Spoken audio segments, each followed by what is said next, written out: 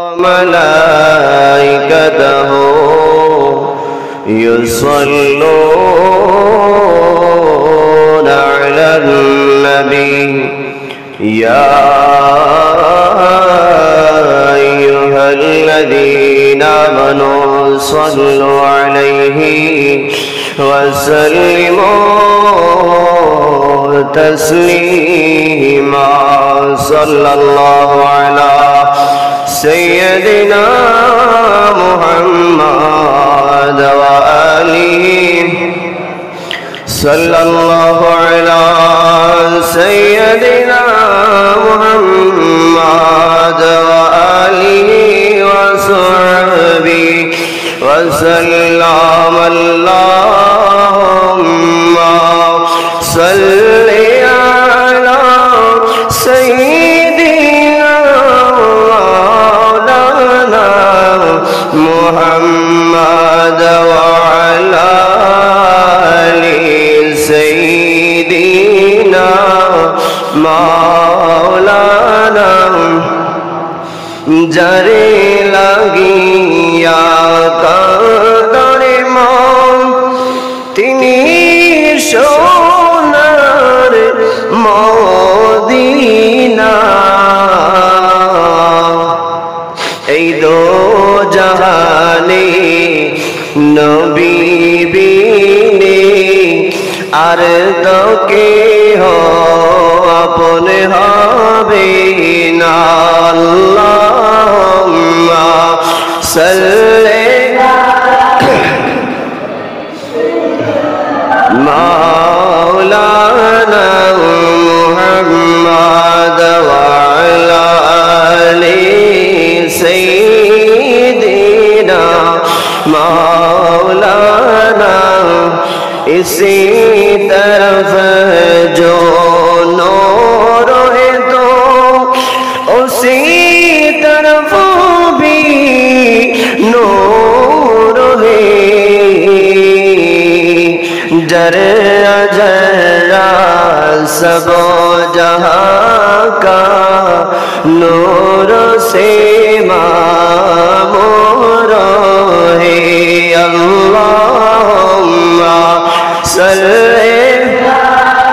सय्यिदना मौलाना मुहम्मद व अला आलि सय्यिदना मौलाना सलातुन या रसूलल्लाह अलैकुम सलामुन या बकारी खैश खैरान मो आगिसनी या रसूल अल्लाह परेशान मो आगिसनी या रसूल अल्लाह सलातुन या रसूल अल्लाह अलैकुम सलाम या अगर रानी वगरे खानी गुलाम मद सुल्तानी दिगर चीज़ें नमी दानमो अगसनी या रसूल अल्लाह सलातुन या रसूल अल्लाह अलैकुम सलाम या हबीब अल्लाह अल्लाह अल्लाह हो ला इलाहा इल्ला हो अल्लाह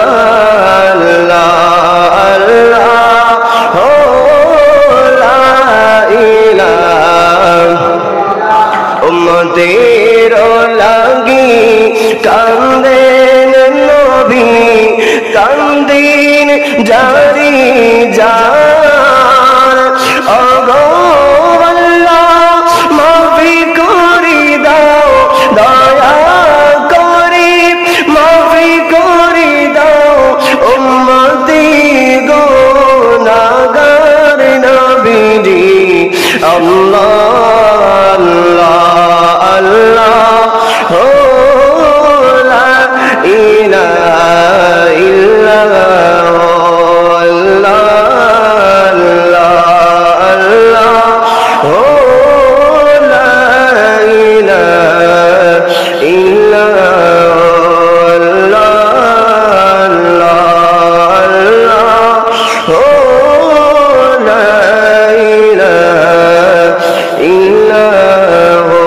বিসমিল্লাহির রহমানির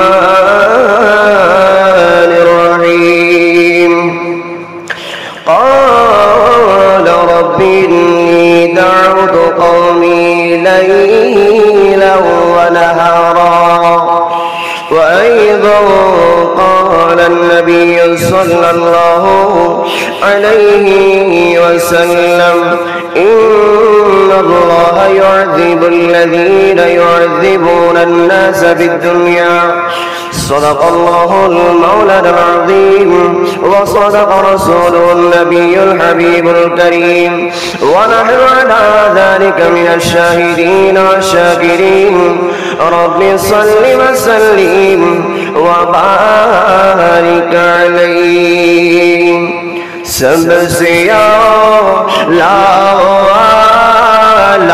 हमारा नबी सबसे वाला आला हमारा नबी सबसे आला वाला हमारा नबी सबसे वाला आला हमारा खत्मुल अंबिया है हमारा नबी खत्मुल अंबिया है हमारा नबी सारे नबियों का आका हमारा नबी सबसे आला हमारा नबी सबसे वाला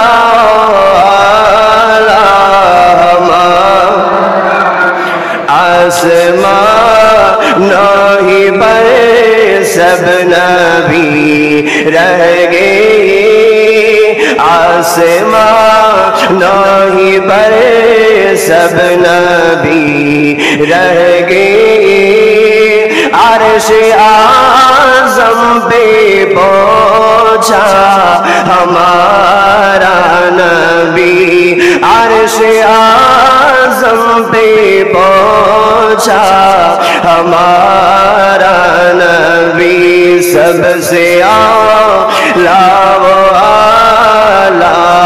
हमारा नबी सबसे वाला आला हमारा नबी उपस्थित সম্মানিত মুসল্লিয়ান কিরাম মুরব্বিয়ান ইজাম যুবক ভাইরা পর্দার আড়ালে পর্দানশীন মুসকুরাত খাওয়াতিন মা ও বোনেরা রহমানি ওয়া রাহমাকুমুল্লাহ আসসালামু আলাইকুম ওয়া রাহমাতুল্লাহি ওয়া বারাকাতুহু খায় আল্লাহ পাক রব্বুল আলামিনের দরবারে আমরা লাখ কোটি বেশুমার শুকরিয়া আদায় করছি যে মহান মুনিব রব্বুল আলামিন আকামুল হাকিমিন পবিত্র শাওয়াল মাসের দ্বিতীয় জুমার নামাজ আমাদেরকে আদায় করার সুযোগ দান করেছেন তৌফিক দান করেছেন সৌভাগ্য নসিব করেছেন সেই শুকরিয়াতে সকলে একবার শুকরিয়া আদায় করি উচ্চ আওয়াজে বলি আলহামদুলিল্লাহ সাথে সাথে লাখ কোটি দরুদ আর সালাম হাদিয়া নজরানা পেশ করছে সরওয়ার কায়নাত নবী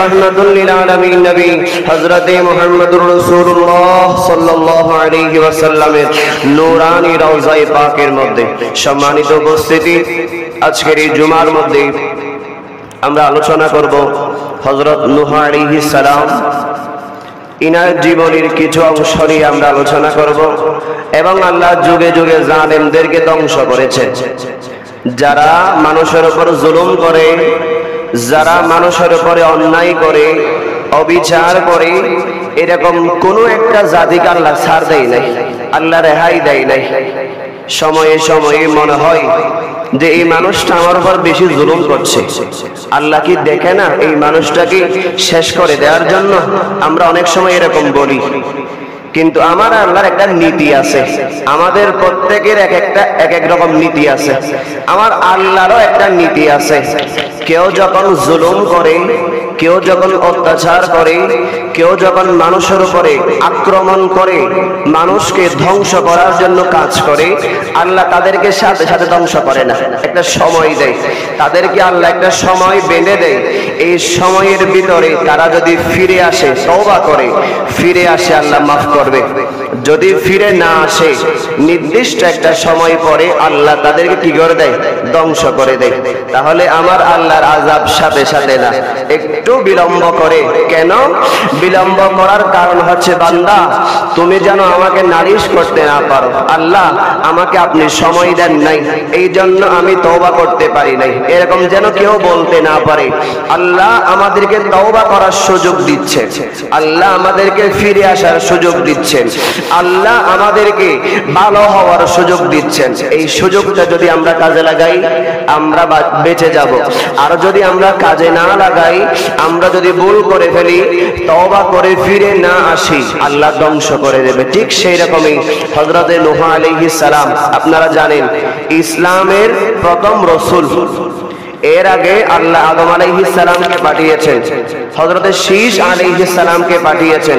ইনারা নবী ছিলেন, ইনারা নবী ছিলেন, কিন্তু হযরতে নূহ আলাইহিস সালাম তিনি প্রথম রাসূল ছিলেন। এর আগে আল্লাহ কাউকে রাসূল হিসেবে পাঠায় নাই। রাসূলের দায়িত্ব হয় দুইটা। রাসূলদের উপরে আল্লাহ কিতাব দেয় এবং ইনাদের দায়িত্ব দুইটা। আর যিনারা নবী হয়, ইনাদেরকে বলা হয় অদৃশ্যের সংবাদদাতা। যে দৃশ্য দুনিয়ার কেউ দেখার সুযোগ নাই, আল্লাহকে দেখার সুযোগ আছে আমাদের? নাই। এই জন্য ওনাদেরকে নবী বলা হয়। ইনারা অদৃশ্যের সংবাদ আমাদেরকে দেন, এই জন্য ইনাদেরকে নবী বলা হয়। আর যারা রাসূল হয়, ইনাদেরকে বলা হয় বার্তাবাহক।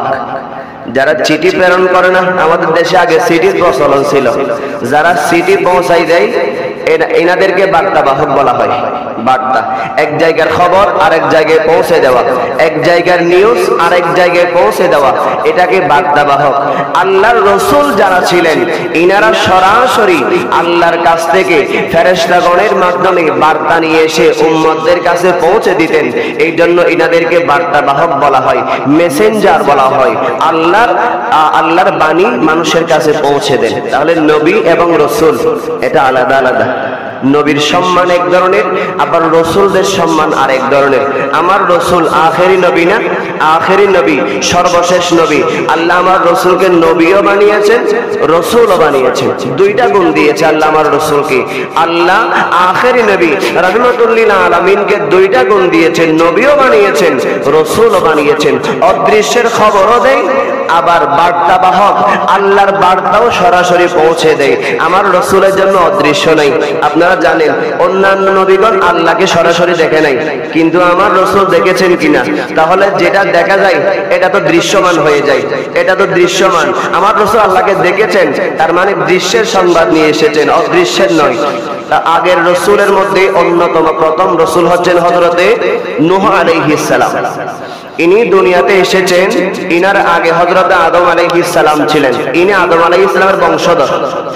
আদম আলাইহিস সালামের 10তম অথবা 11তম বংশধর ছিলেন নূহ আলাইহিস সালাম। আদম আলাইহিস সালাম 960 বছর হায়াত পেয়েছেন। 960 বছর, প্রায় 1000 বছরের কাছাকাছি। 40 বছর হায়াত আল্লাহ নিয়েছেন। কেন? আদম আলাইহিস সালাম বলেছিলেন, ওগো আমার আল্লাহ, আমার এই সন্তানটাকে আমার বেশি সুন্দর লাগতেছে, আমার এই সন্তানের নাম কি? আদম আলাইহিস সালামকে আল্লাহ সকল মানুষকে দেখালেন। ওই মানুষের মধ্য থেকে হযরত দাউদ আলাইহিস সালামকে দেখে আদম আলাইহিস সালামের বেশি খুশি হয়েছিল।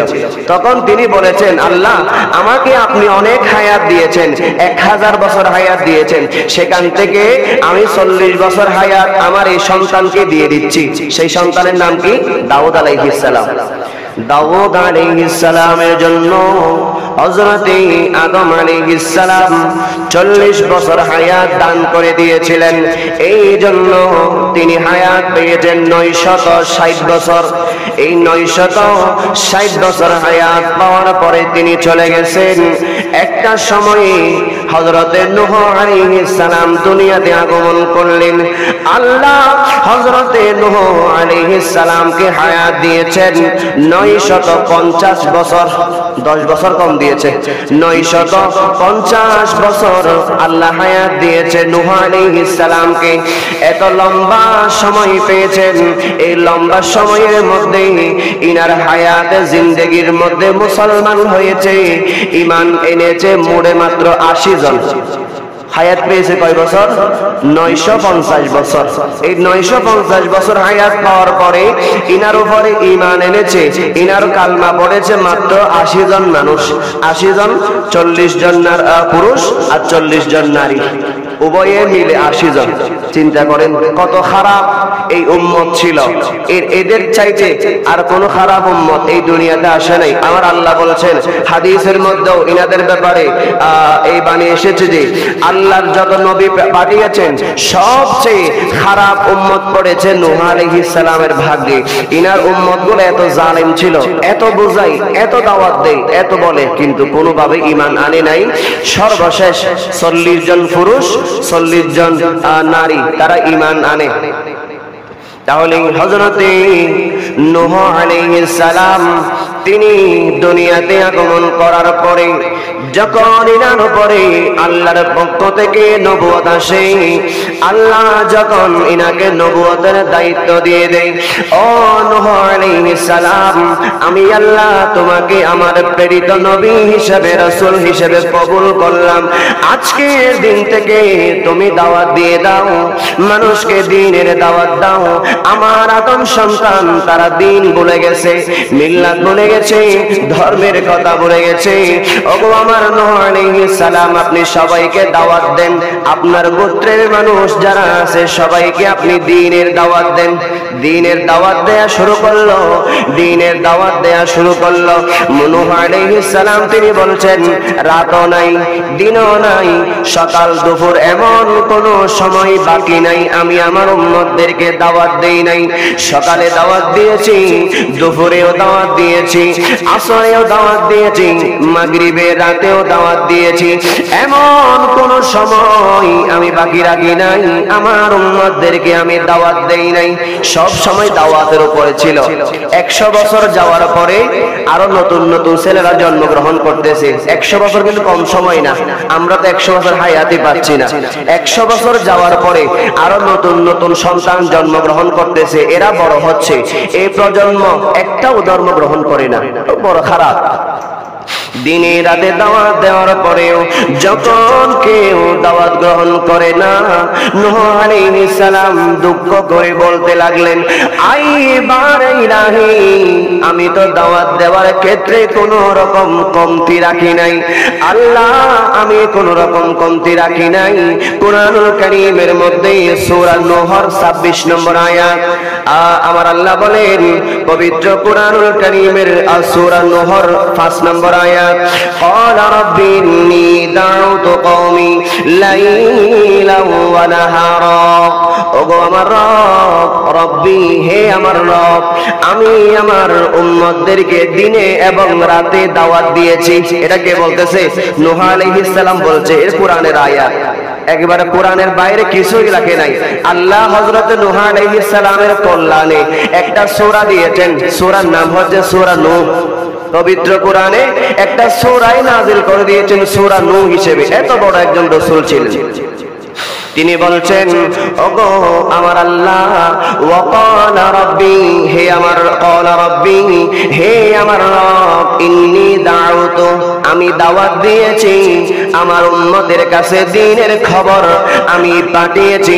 আল্লাহরে, আমার উম্মতের জন্য আমি রাত দেখি নাই, লাইলা ওয়া নাহারা, রাত এবং দিন দেখি নাই, রাত এবং দিনের খবর পর্যন্ত রাখি নাই।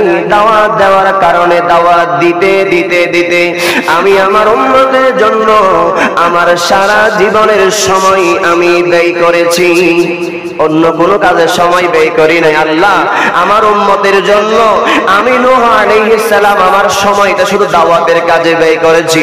ও আমার উম্মত, তোমরা কালিমাটা গ্রহণ করো, আমার কালিমা গ্রহণ করো, আল্লাহর উপর ঈমান আনো, আল্লাহর উপরে ভরসা রাখো, আল্লাহ যে এক সেটা বিশ্বাস করো, মূর্তি পূজা ছেড়ে দাও। কারণ তোমাদের যিনি আদি পিতা আদম আলাইহিস সালাম, তিনি তো নবী রাসূল ছিলেন, তিনি তো নবী ছিলেন, তিনি দাওয়াত এনেছেন আল্লাহর, তিনি তো মূর্তি পূজার দাওয়াত আনে নাই, ঠিক কি না? আদম আলাইহিস সালাম দাওয়াত এনেছেন মানুষের কাছে, কিসের? আল্লাহর দাওয়াত এনেছেন, দ্বীনের দাওয়াত এনেছেন, কোরআনের দাওয়াত এনেছেন, কবর হাসরের দাওয়াত দিয়েছেন, মানুষকে জান্নাত জাহান্নাম চিনিয়েছেন। তাহলে সেই আদম আলাইহিস সালাম চলে যাওয়ার পরে তোমরা কেন পথভ্রষ্ট হয়ে গেলা? এগুলা সব আদম সন্তান, কিন্তু আদম আলাইহিস সালামের সন্তান। ইনার প্রত্যেকটা সন্তান জোড়ায় জোড়ায় জন্মগ্রহণ করত। প্রত্যেক সময়ে একটা সন্তান, একটা নারী একটা পুরুষ, একটা পুরুষ একটা নারী, এইভাবে জোড়ায় জোড়ায় সন্তান জন্মগ্রহণ করত। এক সময় পুরো পৃথিবী ভরপুর হয়ে যায় আদম আলাইহিস সালামের সন্তান। সবাই এদের মধ্যে একটা শ্রেণী, তারা পথহারা হয়ে যায়, তারা পথ হারিয়ে ফেলে, তারা সঠিক পথের দিশা থেকে অনেক দূরে সরে যায়। এটা ইহদিনাস সিরাতাল মুস্তাকিম, এটা আমার আল্লাহর দেখানো পথ। এই রাস্তা থেকে নূহ আলাইহিস সালামের উম্মত সরে যায়, তারা পূজা করা শুরু করে দেয়। কিন্তু এর আগে কখনো পূজা ছিল না। দুনিয়া শুরু করার পরে আল্লাহ এই দুনিয়াতে প্রথম মানুষ পাঠিয়েছেন কাকে? আদম আলাইহিস সালামকে। এরপর পাঠিয়েছেন কাকে? হযরত হাওয়া আলাইহিস সালাম। এই দুইজনের আগে আর কোনো মানুষ ছিল না। তাহলে মূর্তি পূজাও ছিল না, গাছের পূজাও ছিল না, বাঁশের পূজাও ছিল না, সূর্য চন্দ্র কোনো কিছুর পূজা ছিল না। তাহলে হঠাৎ করে একটা শ্রেণী পথভ্রষ্ট হয়ে গেল শয়তানের কারণে। শয়তানের ধোঁকায় পড়ে তারা পথভ্রষ্ট হয়ে যায়। আজকে যে পথে পথে মন্দির গির্জা আমরা যা কিছু দেখি, এগুলা যুগের প্রথমে একটাও ছিল না। মসজিদ ছিল, নামাজ ছিল, আপনার দ্বীনের দাওয়াত ছিল, আল্লাহর পক্ষে সবাই ছিল। কিন্তু একটা সময় শয়তান মানুষকে পথভ্রষ্ট করে দেয়। শয়তান তার কাজের মধ্যে সফল হয়ে যায়, মানুষ পথহারা হয়ে যায়। তারা তাদের বাপের ধর্ম ভুলে গিয়ে তারা পূজা করা শুরু করে দেয়। এখান থেকে নূহ আলাইহিস সালামের দাওয়াত শুরু হয়। যে মানুষগুলা পথহারা হয়ে যায়, এই মানুষের দুইটা শক্তি ছিল। এক হচ্ছে এরা জনসংখ্যায় বেশি, এদের মানুষ বেশি ছিল, লোক সমাগম বেশি ছিল। আর একটা শক্তি ছিল, তারা ধন সম্পদে বেশি শক্তিশালী ছিল। এদের অঢেল ধন সম্পদ ছিল, এমন ধন সম্পদ পৃথিবীতে অন্য কোনো জাতির ছিল না। এরা দুইটা জিনিস নিয়ে বেশি অহংকার করত। আল্লাহ আমাদেরকে ধন সম্পদ বেশি দিয়েছে, টাকা পয়সা বেশি দিয়েছে, আর আমাদেরকে জনসংখ্যায় ভারী করেছে, বেশি মানুষ আল্লাহ আমাদেরকে দিয়েছে। ও নূহ আলাইহিস সালাম, তুমি আমাকে যতই দাওয়াত দাও, আমাদেরকে যতই দ্বীনের দাওয়াত দাও, কোনোভাবেই আমরা তোমার দাওয়াত গ্রহণ করব না। এই হচ্ছে প্রাথমিক। দাওয়াত দিয়েছে, দাওয়াত গ্রহণ করে নাই। আস্তে আস্তে এটা শত্রুতায় পরিণত হচ্ছে। নূহ আলাইহিস সালাম আল্লাহর একজন নবী ও রাসূল, কোনদিন মানুষকে একটা আপনার তাপ্পর পর্যন্ত মারে নাই, কোন মানুষকে আঘাত করে নাই। দ্বীনের দাওয়াত দিয়েছে মানুষকে বুঝিয়ে বুঝিয়ে সুন্দর ভাষায়। সেই নূহ আলাইহিস সালামের উপরে তারা আক্রমণ করা শুরু করে দেয়। একজন নবীর প্রতি, একজন রাসূলের উপর আক্রমণ করা শুরু করে দেয়। এই আক্রমণটা কেমন? পবিত্র কুরআনুল কারীমের মধ্যে সূরা শুআরার 116 নম্বর আয়াতে বলা হচ্ছে, ক্বালু লা ইল্লাম তাওতাহি ইয়া নূহ লাতাকুনান্না মিনাল মারজুমিন। হে নূহ আলাইহিস সালাম, তুমি যদি আমাদেরকে আর দাওয়াত দেওয়ার চেষ্টা করো, আমাদেরকে যদি তুমি আর বিব্রত করো, আমাদের থেকে তুমি বিরত হও, দূরে চলে যাও, আমাদেরকে যদি দাওয়াত দিতে চেষ্টা করো, আমরা তোমাকে ফাতর মেরে চূর্ণ বিচূর্ণ করে দেব। জোরে বলুন না নাউযুবিল্লাহ। আর একটু জোরে বলুন না নাউযুবিল্লাহ। আমরা তোমাকে পাথর মেরে আমরা তোমাকে শেষ করে দেব, আমরা তোমাকে মেরে ফেলবো। এইভাবে এটা প্রাথমিক হুঙ্কার। কাদের পক্ষ থেকে? জালেমদের পক্ষ থেকে। আমার বিষয় হচ্ছে এটা, আল্লাহ জালেমদেরকে যুগে যুগে ধ্বংস করবে, এদেরকেও ধ্বংস করবে, সামনে আসতেছে। এরা নূহ আলাইহিস সালামকে হুমকি দিল, ও নূহ আলাইহিস সালাম, আমাদেরকে দাওয়াত দিয়ে লাভ হবে না, আমরা ধনী আর তুমি হচ্ছ গরিব। এখানে ব্যবধান করে দিয়েছে। নূহ আলাইহিস সালাম আল্লাহর নবী বানালে আমাদের মধ্য থেকে কাউকে ধনী মানুষকে বানাতো, কিন্তু তোমাকে কেন বানালো? আমরা ধনী, আমরা কেন তোমার কাছে ধর্ম গ্রহণ করব? আমরা তোমার ধর্ম গ্রহণ করব না, বরং আমরা তোমাকে আঘাত করব পাথরের মাধ্যমে। পাথর নিক্ষেপ করে আমরা তোমাকে ধ্বংস করে দেব, তোমাকে মেরে ফেলব। এটা প্রথম হুমকি আসে। কিন্তু নূহ আলাইহিস সালাম তিনি আপনার রাস্তা ছেড়ে যাওয়ার মানুষ নয়। তিনিও কোরআনুল কারীমের আরেকটা আয়াতের মধ্যে আসতেছে, আল্লাহ আমি দাওয়াত দিয়ে যাই, তারা আমাকে আক্রমণ করা সত্ত্বেও আমি কি করি? দাওয়াত দিয়ে যাই। এদিকে চলে আসেন, আপনি এদিকে চলে আসেন। সালাতুন ইয়া রাসূলুল্লাহ আলাইকুম সালামুন ইয়া রাসূলুল্লাহ দাল্লাহ ইয়া রাসূলুল্লাহ। বলতে চাচ্ছিলাম নূহ আলাইহিস সালাম হুমকি পাওয়ার পরে, ইনাকে হুমকি দেওয়ার পরেও পিছে সরে আসে নাই।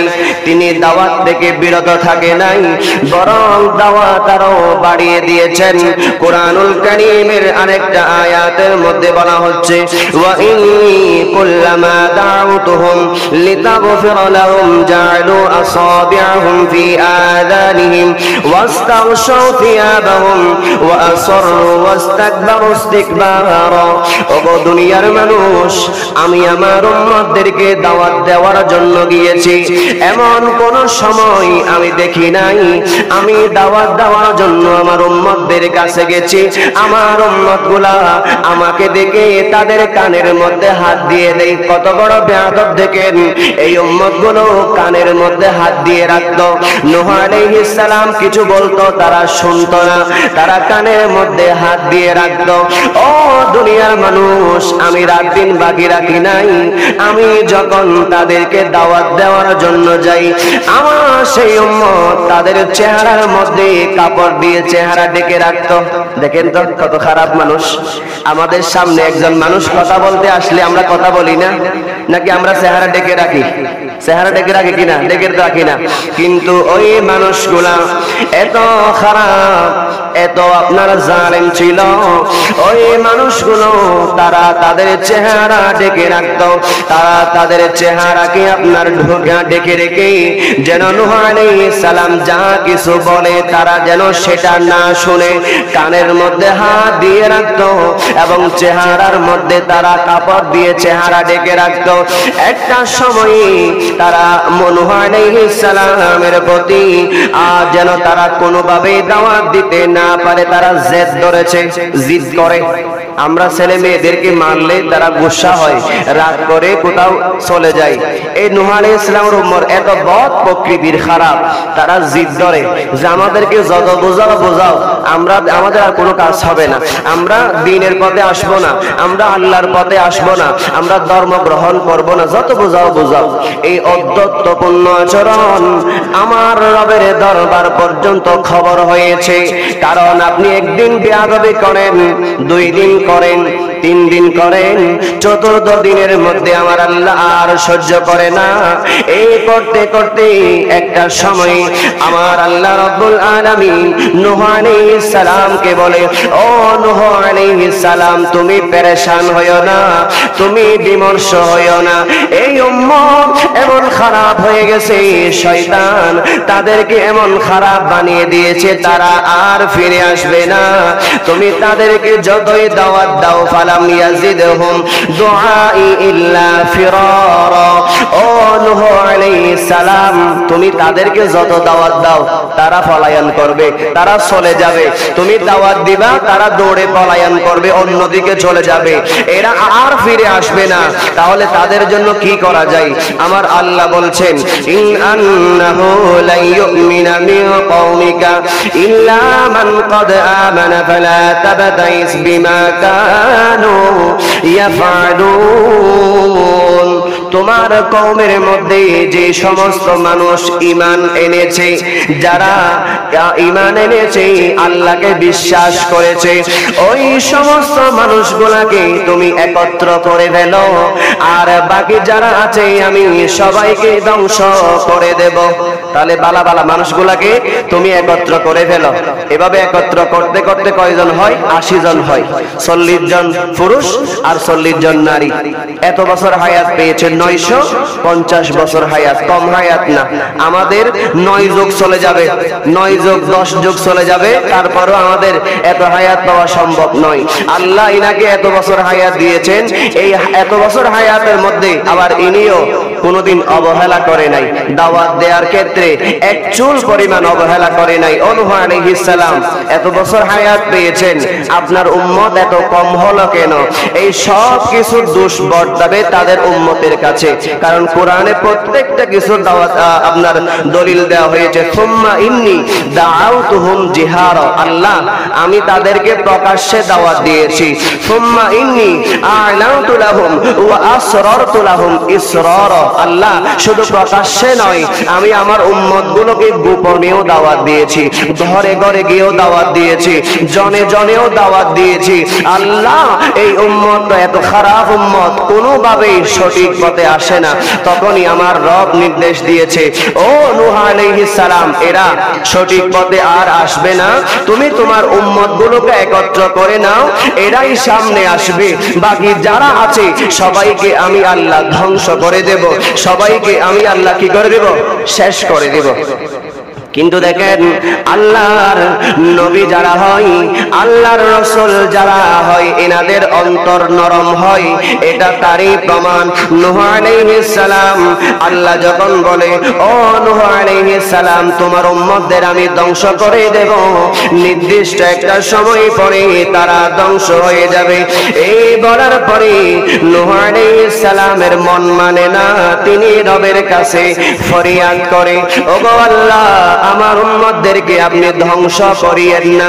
একটা দোয়া করেছে, এটা তাফসীরে কুরতুবীর মধ্যে এসেছে, রব্বি গফির লিকওমি ইন্নাহুম লা ইয়ালামুন, ও আমার আল্লাহ, আমার এই উম্মতগুলোকে আপনি ধ্বংস করিয়েন না। হাজার হলেও উম্মত এগুলো হচ্ছে ছেলে মেয়ের মতো। আমাদের বাবারা যেমন, আমাদের অভিভাবক যেমন পরিবারকে আগলে রাখে, নবী ও রাসূলগণ হচ্ছেন উম্মতের জন্য ঠিক তেমন। ইনারা উম্মত হচ্ছে এনাদেরকে ছেলে মেয়ের মতো। ছেলে মেয়ে দোষ করলেও, ছেলে মেয়ে ভুল করলেও, ছেলে মেয়ের ত্রুটি থাকলেও মা বাবা কখনো ছেলেদের ধ্বংস চায় না, মা বাবা কখনো ছেলেদের ক্ষতি চায় না। নূহ আলাইহিস সালাম তিনিও আল্লাহর কাছে বলে, ওগো আমার আল্লাহ, আমার উম্মত ভুল করেছে, আমার উম্মত গুনাহ করে, আমার উম্মত খারাপ আচরণ করে, রব্বে গফির লিকওমি, ওগো আল্লাহ, আপনি আমার উম্মতদেরকে ধ্বংস করিয়েন না, ক্ষমা করুন, ক্ষমা করে দিন। রব্বে গফির, আপনি আমার উম্মতদেরকে ক্ষমা করে দিন, লিকওমি, যারা আমার গোত্রের মধ্যে আছে, গোত্রের মানুষ যারা আছে সবাইকে আপনি ক্ষমা করে দিন।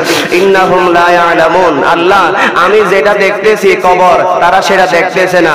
আল্লাহ আমি যেটা দেখতেছি হাসর, তারা সেটা দেখতেছে না। আল্লাহ আমি যেটা দেখতেছি জান্নাত জাহান্নাম, এরা সেটা জানে না, এরা সেগুলা বোঝে না, এই জন্য ভুল করতেছে। কিন্তু ক্ষমা ছাড়ার পরে আল্লাহ ক্ষমা করে দেয়। নবী ও রাসূলগণের দোয়া আল্লাহ কবুল করে। ওই কবুল করার কারণে কিছুদিন আল্লাহ তাদেরকে রেহাই দেয়। এই রেহাই পাওয়ার পরেও নূহ আলাইহিস সালামের একটা উম্মত পরিবর্তন হয় নাই। তারা আগে যেরকম ছিল সামনে আরো খারাপ হয়ে যায়। এমন আক্রমণ করতেছে, নূহ আলাইহিস সালাম ঘর থেকেও বের হতে পারতেছে না। তাদের দাম্ভিকতা ছিল দুইটা কারণে, এগুলো আমাদের মধ্যেও আছে। এই শিক্ষণীয় বিষয়টা আমাদেরকে বুঝতে হবে। এরা প্রথমত অহংকার করত যে আমাদের জনসংখ্যা বেশি, আমাদের সাথে কেউ লেগে পারবে না, আমাদের সাথে কেউ যুদ্ধে পারবে না, আমাদের সাথে কেউ ঝগড়া করে পারবে না, আমাদের সাথে কেউ মারামারি করে পারবে না, আমাদের জনসংখ্যা বেশি। আর দ্বিতীয় নম্বর যেটা কারণ ছিল, তারা বেশি ধনী ছিল, বেশি টাকা পয়সা ছিল। এই টাকা পয়সার অহংকারের কারণে ইনাদেরকে নূহ আলাইহিস সালাম এত দাওয়াত দেওয়ার পরও এরা কবুল করে নাই। এরা বলতো যে আল্লাহ যদি নবী পাঠাতো আমাদের ধনীদের মধ্যে থেকে একজনকে পাঠাইতো, আপনাকে কেন পাঠাইছে? এই হচ্ছে অহংকার। এই দুইটা অহংকারের কারণে তারা কোনোভাবেই ধর্ম গ্রহণ করে নাই। এই দুই কারণে তারা ঈমান আনে নাই। নির্দিষ্ট একটা সময় পার হয়ে যাওয়ার পরে আমার আল্লাহ রাব্বুল আলামিনের দরবারে হযরতে নূহ আলাইহিস সালাম একেবারে হাত তুলে দিলেন নিরুপায় হয়ে। নূহ আলাইহিস সালাম রবের দরবারে হাত তুলে ফাফতাহ বাইনি ওয়া বাইনাহুম ফাতাহু ওয়া নাজিনি ওয়া মান মাইয়া মিনাল মুমিনিন। ওগো আমার আল্লাহ, আমার এই উম্মত আর এরা হচ্ছে কাফের, এগুলো আমার উম্মত আর এরা হচ্ছে কাফের। আল্লাহ আপনি তাদের এবং আমাদের মধ্যে পার্থক্য করে দিন, আমার উম্মত গুলোকে আপনি রেহাই দিন, আর যারা ঈমান আনে নাই আপনি তাদেরকে একেবারে নিশ্চিহ্ন করে দিন, ধ্বংস করে দিন। এই যে যখন দোয়া করা হলো আল্লাহ তখন সাথে সাথে কাজ করা শুরু করে দিলেন। নূহ আলাইহিস সালাম বলেছেন না, আল্লাহ আমার উম্মত হচ্ছে 80 জন, এদেরকে আপনি বাঁচিয়ে রাখেন, বাকিগুলাকে আপনি ধ্বংস করে দেন, এদের হাত থেকে আমাদেরকে মুক্ত করে দিন। কারণ এরা প্রতিদিন যারা ঈমান এনেছে প্রত্যেককে মারধর করত, আক্রমণ করত, জুলুম করত। তখন নূহ আলাইহিস সালাম বললেন ফাফতাহ বাইনি ওয়া বাইনাহুম ফাতাহা ওয়া নাজিনি ওয়া মান মাইয়া মিনাল মুমিনিন। আল্লাহ এই জালিম সম্প্রদায় হতে আমাদেরকে মুক্ত করো, আমাদেরকে আপনি মুক্ত করে দিন, এই জালিমগুলোকে আপনি ধ্বংস করে দিন। এই দোয়া পাওয়ার পরে আমার আল্লাহ রাব্বুল আলামিন তাদের সামনে এবং নূহ আলাইহিস সালামকে সামনাসামনি করে দিলেন। ও কাফের সম্প্রদায় এবং নূহ আলাইহিস সালাম মুখোমুখি হলেন। তখন নূহ আলাইহিস সালাম তাদেরকে বলছেন, ও কাফের সম্প্রদায়, আমি তোমাদেরকে এত বছর দাওয়াত দিয়েছি, এখানে 1-2 বছরের ব্যাপার নয়, শত শত বছর। আপনার 950 বছর যদি কেউ হায়াত পায়, এই হায়াতের মধ্যে কম করে হলো 800 বছর তিনি দাওয়াত দিয়েছেন। 800 বছর, 1-2 বছর নয়, এত বছর দাওয়াত দিয়েছি, তোমরা আমার কথাই ঈমান আনো নাই, তোমরা ধর্ম গ্রহণ করো নাই, দ্বীন ধর্ম তোমরা পালন করো নাই। এই কারণে আজকে তোমাদেরকে আমি একটা চ্যালেঞ্জ ছড়ে দিলাম। ওগো কাফের সম্প্রদায়, আজকে আমি তোমাদেরকে রবের পক্ষ থেকে একটা চ্যালেঞ্জ দিচ্ছি।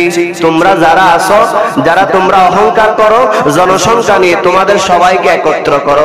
তোমার সেই জনসংখ্যাকে তুমি কি করো? একত্র করো, জড়ো করো। সবার প্রতি আমার চ্যালেঞ্জ একটাই, আমি যদি আল্লাহর রাসূল হয়ে থাকি আল্লাহ আমাদেরকে বাঁচাবে, আর যদি তোমরা সত্য পথের হয়ে থাকো আল্লাহ তোমাদেরকে বাঁচাবে। এইভাবে তাদেরকে একটা চ্যালেঞ্জ দিয়ে দিলেন, কিন্তু তারপরে কোনো খবর নাই। এদিকে আমার আল্লাহ হযরত নূহ আলাইহিস সালামকে একটা হুকুম দিয়ে দিলেন, ও নূহ আলাইহিস সালাম, ওয়াসনাইল ফুলকা বিআয়ুনিনা ওয়া ওয়াহিনা ওয়া লা তুখাতিবনি ফিল্লাযিনা যালামু ইন্নাহুম মুগরাকুন। এই আয়াতের মাধ্যমে সূরা হুদ আয়াত নাম্বার 37, এই আয়াতের মাধ্যমে আল্লাহ নূহ আলাইহিস সালামকে একটা ফরমান দিয়েছেন। ফরমান হচ্ছে, ও নূহ আলাইহিস সালাম, একটা নৌকা তৈরি করো। ওয়াসনাইল ফুলক, কি করো? একটা নৌকা তৈরি করো। তোমার এই উম্মতকে আমি আল্লাহ এমন ভাবে ধ্বংস করব, তাদের একটা বীজ আমি অবশিষ্ট রাখবো না, তাদেরকে আমি আল্লাহ একেবারে শেষ করব। এই শেষ করার মধ্যে কেউ বেঁচে থাকার কোনো সুযোগ পাবে না, একটা প্রাণীও বেঁচে থাকার কোনো সুযোগ পাবে না। এই কারণে তুমি একটা নৌকা তৈরি করো। এই নৌকা তৈরি করার জন্য যখন কাজ শুরু করলো, কাফেররা দেখে দেখে প্রত্যেকদিন উপহাস করত, ও নূহ আলাইহিস সালাম, এই বর্দপুরে কি করছো? এখানে তো শুষ্ক মৌসুম, কোনো পানি নাই, তুমি নৌকা কেন তৈরি করতেছো? প্রত্যেকদিন উপহাস করতো। সেই নিয়ে লম্বা ইতিহাস। নূহ আলাইহিস সালাম নৌকাটা তৈরি করলেন। এই নৌকা তৈরি হয়ে যাওয়ার পরেও কাফের সম্প্রদায় অনেক বেইজ্জত করেছে, অনেক উপহাস ঠাট্টা করেছে নূহ আলাইহিস সালামকে। ওয়ায়াসনাউল ফুলক, এটা আরেকটা আয়াত। ওয়ায়াসনাউল ফুলক, নূহ আলাইহিস সালাম নৌকাটা তৈরি করে ফেললেন। নৌকা তৈরি করার পথে এমন কোন মানুষ নাই এই কাফের সম্প্রদায়ের যারা নূহ আলাইহিস সালামকে কি করে নাই? আপনার উপহাস করে নাই। এত কষ্ট করেছেন। আল্লাহর নবী রাসূলের মধ্যে নূহ আলাইহিস সালামের চেয়ে বেশি কেউ কষ্ট পায় নাই। আমার রাসূলকে তায়েফের ময়দানে কাফেররা পাথর মেরেছিল, পাথর মেরে পাথর নিক্ষেপ করে দান দান মোবারক শহীদ করে দিয়েছে। এরাও মানুষ ছিল, আমার রাসূল তাদের জন্য বদদোয়া করে নাই। জিবরাইল আলাইহিস সালাম এসেছেন, ইয়া রাসূলুল্লাহ, ইয়া হাবিবাল্লাহ, আপনি যদি এখন আল্লাহর কাছে একটু ফরিয়াদ জানান, এই তায়েফের ময়দান সহ পুরো তায়েফবাসীকে আল্লাহ পুরো উল্টিয়ে দিবেন, পুরো তায়েফবাসীকে আল্লাহ মুহূর্তের মধ্যে ধ্বংস করে দিবেন। উচ্চস্বরে বলুন না সুবহানাল্লাহ। কিন্তু সেই আখেরি নবী রাহমাতুল লিল আলামিন নবী কোনোভাবে উম্মতের বিপক্ষে একটা শব্দ বলে নাই, উম্মতের বিপক্ষে রবের দরবারে একটা কথাও বলে নাই। বলতে চাচ্ছিলাম সকল নবী ও রাসূল নির্যাতনের শিকার হয়েছে। আজকে ফিলিস্তিনের জমিনের মধ্যে নির্যাতন হচ্ছে না? আমাদের মনে হচ্ছে যে ফিলিস্তিনের মানুষগুলোকে এত কষ্ট করে মারা হচ্ছে, এদের কোনো শাস্তি হচ্ছে না কেন? এদের শাস্তি একটা সময় হবে। আমি একটা হাদিস শরীফ আপনাদের শোনাই, সহিহ মুসলিম শরীফের হাদিস 2613 নম্বর। এই হাদিসের মধ্যে আল্লাহ রাসূল সাল্লাল্লাহু আলাইহি ওয়াসাল্লাম বলছেন, ইন্নাল্লাহা ইউআযযিবুল লাযিনা ইউআযযিবুনান নাসা ফিদ দুনিয়া। আল্লাহর এই জগতের মধ্যে এক শ্রেণীর মানুষকে আল্লাহ দুনিয়াতে শাস্তি দেয়, দুনিয়াতে শাস্তি দেয়। ইউআযযিবু, আল্লাহ দুনিয়াতে তাদেরকে শাস্তি দেয়। সেই মানুষ কারা? ইউআযযিবুনান নাসা ফিদ দুনিয়া। ওই মানুষগুলো হচ্ছে যারা দুনিয়াতে মানুষ কষ্ট দেয়, যারা মানুষকে শাস্তি দেয়, যারা মানুষের উপর জুলুম করে, যারা মানুষকে অন্যায়ভাবে হত্যা করে, যারা মানুষকে আপনার জুলুম নির্যাতন করতে করতে পুরো একটা জাতিকে ধ্বংস করে দিচ্ছে। তা আমার আপনার মনে হচ্ছে যে না, সময় আমাদের মুসলমানরা কেউ প্রতিবাদ করছে না, আমাদের মুসলমানদের কোনো খবর নাই। আজকে ইসরায়েলের বিভিন্ন পণ্য আমাদের দেশের মধ্যে, ইসরায়েলের এটা অনেক লম্বা একটা লিস্ট আছে, আমি সবগুলো জানিও না। আপনারা যদি সামর্থ্য হয় আমরা প্রত্যেকে এই জিনিসগুলা আপনারা বাদ দিবেন, এই জিনিসগুলার বিপরীতে কি কি আছে সেগুলা আপনারা ক্রয় করবেন। একটা ইসরায়েলি প্রোডাক্টও আপনারা কিনবেন না, এগুলা না কিনলে তারা লাভ পাবে না। শুধু ইসরায়েলি না, ইসরায়েলের সাথে যারা আপনার সম্পর্ক আছে আর কি, ইসরায়েলের সাথে বড় বড় অনেক দেশের সম্পর্ক আছে, না হলে এই কাজ করতে তারা পারতো না। এদের সাথে অনেক বড় বড় রাষ্ট্রের, অনেক বড় বড় দেশের সম্পর্ক আছে, যার কারণে প্রায় 50,000 পার হয়ে এখন 60,000-এর মতো মানুষকে তারা নির্মমভাবে শহীদ করে ফেলেছে, নির্মমভাবে। এই নির্মমতার কোনো শেষ নাই। একটা ভিডিওতে দেখলাম কয়েকজন মানুষকে তাদের পা উপরে দিয়ে মাথা নিচে এভাবে তাদেরকে মেরে ফেলা হলো, তাদেরকে শেষ করে দেওয়া হলো। এই জুলুমের কোনো শেষ নাই। তো আমি আপনি কি করতে পারি? আল্লাহর রাসূলের একটা হাদিস আছে, উম্মত যখন কোনো অন্যায় হয়, যখন কোনো অবিচার হয়, যদি তোমার সামর্থ্য থাকে তুমি সেটা হাত দিয়ে প্রতিবাদ করবে। এটা প্রথম আমাদের উপর হচ্ছে হক, হচ্ছে আমাদের হাত দিয়ে প্রতিবাদ করতে হবে। যদি আমরা হাত দিয়ে প্রতিবাদ করতে না পারি, উম্মত তোমার জবান দিয়ে প্রতিবাদ করো যে এই তুমি ওকে মারছো কেন, ওর উপর তুমি জুলুম করছো কেন, আর জুলুম করিও না। জবান দিয়ে প্রতিবাদ করো, তাহলে দুইটা গেল। এই দুইটাও যদি না পারো উম্মত, তুমি তোমার অন্তর থেকে তাকে ঘৃণা করো, এটাও জিহাদের সওয়াব দেয়া হবে। আমি আপনি যদি হাত দিয়েও এটার মোকাবেলা করতে না পারি, জবান দিয়েও যদি প্রতিবাদ করতে না পারি, আল্লাহ রাসূল বলেছেন উম্মত একেবারে কিছু না পারলে অন্তর থেকে হলেও তাকে তুমি বদদুয়া করো, ঘৃণা করো। এটার জন্যও আল্লাহ আমাকে আপনাকে জিহাদের সওয়াব দান করবে। উচ্চস্বরে বলুন না সুবহানাল্লাহ। সালাতুল ইয়া রাসূলুল্লাহ حسبي ربي جل الله ما في قلبي غير الله نور محمد لا إله إلا الله لا إله إلا الله لا إله إلا الله لا إله। প্রিয় হাজিরিন, তাহলে বলছিলাম নূহ আলাইহিস সালাম ইনার উম্মতদেরকে চ্যালেঞ্জ দিয়ে আল্লাহর হুকুমে তিনি একটা নৌকা তৈরি করলেন। এই নৌকা তৈরি হয়ে যাওয়ার পরে আল্লাহর আযাব চলে আসবে। এটা কেমন আযাব? আসমান থেকে বৃষ্টি পড়বে, জমিন থেকে পানি উঠবে, শুধু জমিন থেকে নয় আপনার চূড়া থেকে পর্যন্ত পানি উঠবে, এমন পানি উঠবে যার কারণে কোনো পাহাড় পর্বত পর্যন্ত অবশিষ্ট থাকবে না।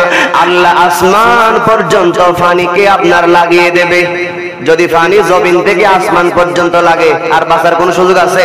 কোন সুযোগ আল্লাহ রাখবে না। এটাই বলা হচ্ছে যে ও নূহ আলাইহিস সালাম, তুমি নৌকাটা নিয়ে তোমার মুমিন গুলাকে নিয়ে তুমি কি করো?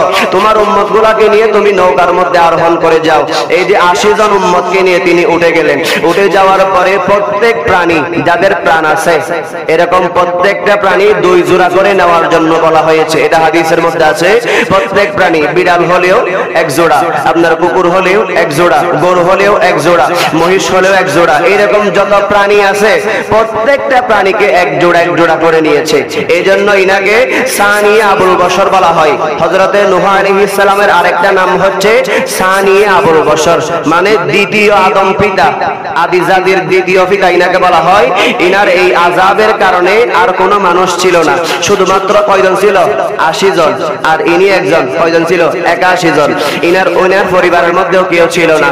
ইনার একটা সন্তান ছিল কেনান। এই সন্তানকেও আল্লাহ সেই পানির মধ্যে আল্লাহ ধ্বংস করে দেয়। তাহলে নৌকা তৈরি হওয়ার পরে সবাই নৌকার মধ্যে আরোহণ করলো। প্রত্যেক প্রাণী থেকে 1 জোড়া করে নিয়ে নৌকার মধ্যে রাখা হলো। নৌকার মধ্যে রাখার পরে যখন ওই আল্লাহ আসমানকে আদেশ দিল, আসমান বৃষ্টি তুমি নিক্ষেপ করে দাও, আসমান থেকে বৃষ্টি নিক্ষেপ হলো। হযরতে নূহ আলাইহিস সালাম ছেলেকে ডাকলেন। হাজার হলেও নিজের ছেলে খারাপ হলেও নিজের অন্তরের মধ্যে খারাপ লাগে যে আমার ছেলেটা মারা যাবে, এটা মানে কষ্ট লাগে। নূহ আলাইহিস সালাম ডাকতে লাগলেন, ও আমার সন্তান কেনান, এখনই আযাব শুরু হয়ে গেছে, আর বেশিক্ষণ সময় তুমি পাবে না, আমাদের সাথে চলে আসো, আল্লাহ তোমাকে মাফ করে দেবে। কিন্তু নয়, ওই সন্তান এটাও ওদের সাথে মিশতে মিশতে খারাপের সাথে মিশলে খারাপ হয়ে যায়। এটা সেখান থেকেই খারাপের সাথে মিশলে খারাপ, আর ভালোর সাথে মিশলে আপনি ভালো হয়ে যাবেন। নামাজের সাথে থাকলে আপনি একদিন না একদিন নামাজি হয়ে যাবেন। রোজাদার ব্যক্তির সাথে থাকলে আপনি একদিন না একদিন রোজাদার হয়ে যাবেন। দান সদকা করে এমন মানুষের সাথে থাকলে আপনি দান সদকাকারী হবেন।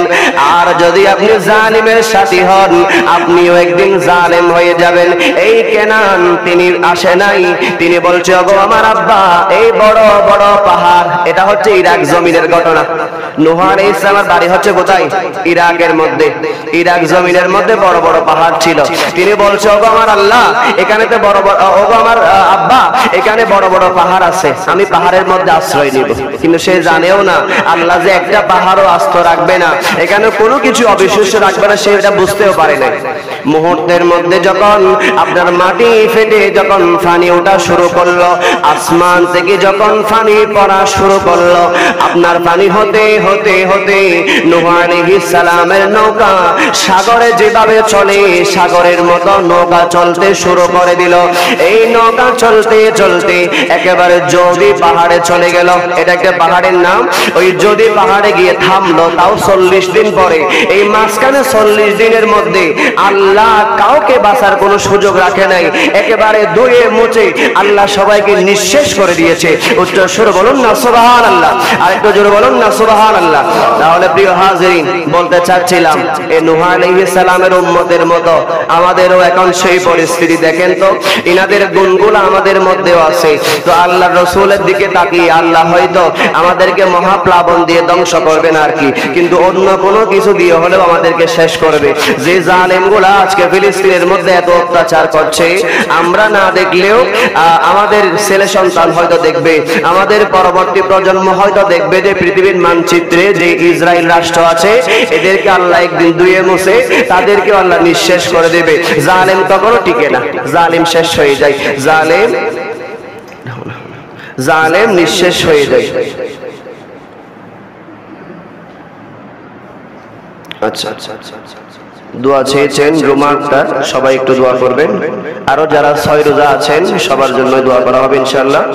তাহলে আমরা আমাদের আজকের আলোচনা ছিল এটাই যে যারা যুগে যুগে জালেম হয়েছে, জালেম অনেক প্রকারের। একটা দেশীয় জালেম, রাষ্ট্রীয়, রাষ্ট্রের মাধ্যমে যে জুলুমি করা হয় এটা রাষ্ট্রীয় পর্যায়ে, আর ব্যক্তিগত পর্যায়ে যেটা জুলুমি হয় এটা আমাদের ব্যক্তিগত, এটার জন্য আল্লাহ আমাকে আপনাকে ছাড়বে না। রাষ্ট্রীয় একটা, গোষ্ঠী কর্তৃক একটা, আপনার ব্যক্তিগত পর্যায়ের একটা, এই জুলুমিগুলা থেকে আমাদেরকে বাঁচতে হবে। একদিন না একদিন ইসরায়েলও ধ্বংস হবে, ইনাও ধ্বংস হবে। আমি আপনি জুলুম করে থাকলেও মুসলমান হওয়ার পরেও আল্লাহ আমাকে আপনাকে ধ্বংস করবে। তাহলে আমরা আমাদের শিক্ষা নিতে হবে, আমরা যেন কোনোভাবে জালেম না হই, আমরা যেন কারো উপর জুলুম না করি, কারো উপরে যেন আমরা অত্যাচার নির্যাতন না করি। যদি করেও থাকি আমরা মাপ চেয়ে নেব। ওয়া আখিরু দাওয়ানা আলহামদুলিল্লাহি রাব্বিল আলামিন। আসসালামু আলাইকুম ওয়া রাহমাতুল্লাহি ওয়া বারাকাতুহু।